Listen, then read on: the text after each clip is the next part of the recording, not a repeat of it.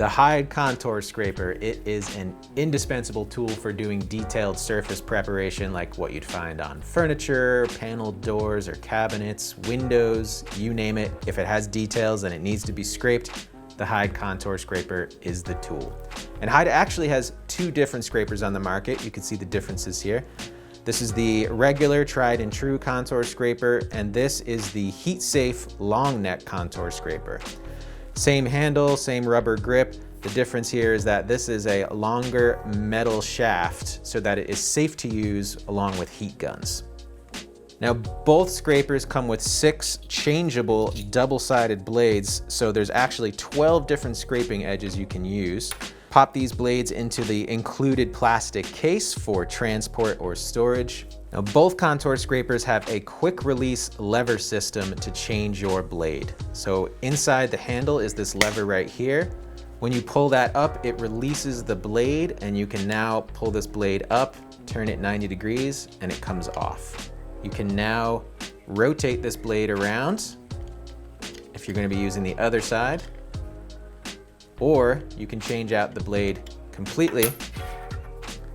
And again, there are 2 different ways you can orient this blade. This way, flip it around 180 degrees, or that way. Either way, you have these 2 aligners that fit into the blade, and now you simply close the lever and it's locked into place. Now you'll notice that these blades have a flat side and a beveled or ground side.